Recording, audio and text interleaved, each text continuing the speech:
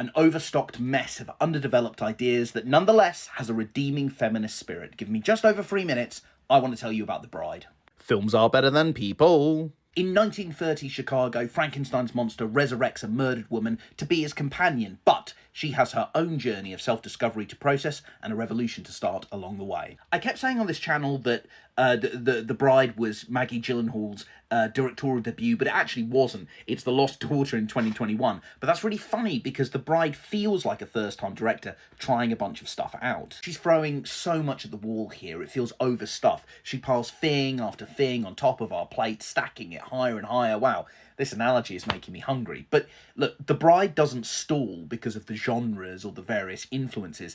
It's all about the execution. It's not enough that the bride is a reanimated, murdered woman. She also has to be possessed by the ghost of Mary Shelley. It's not enough that the bride was with this person in her past life. She also has to be with this person in her past life. And we have to weave in this subplot and have this extra sequence with this extra reference and this homage. And it's all just way, way too much. And let me tell you why. Because some of these ideas are good, and I like a film with ambition. I like a film where there's lots of different strands and lots of different ideas going on in it, but The Bride doesn't feel rich. It feels like there's a lot of stuff tacked on, and nothing really gets a chance to breathe, so you never really appreciate it. When it's not messing around with underdeveloped ideas, it's giving us a lot of stuff that we've kind of seen before. I love a tense standoff with the cops or an impulsive dance sequence, but there's nothing really new here. Overall, the experience is forgettable. But the thing is, it's not all bad. Even if all of the pieces don't really coalesce, there's a really strong feminist narrative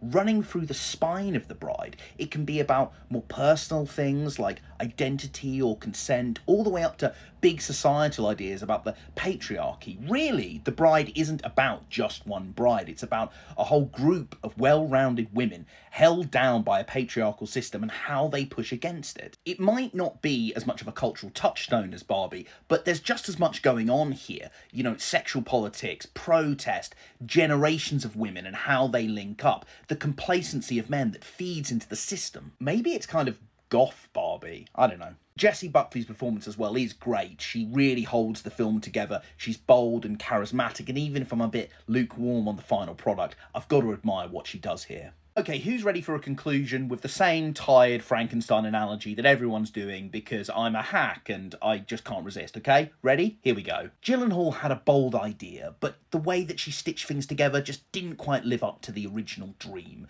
She's reanimated a bunch of things we've seen before, and anything else just isn't brought to life enough. It's an overly ambitious fumble, but it's a noble failure. Maybe it's something that'll just age better, but if you're interested in feminist cinema, I really encourage you to seek it out, because if you can see past its flaws, then maybe lightning will strike. Okay, I'll stop now.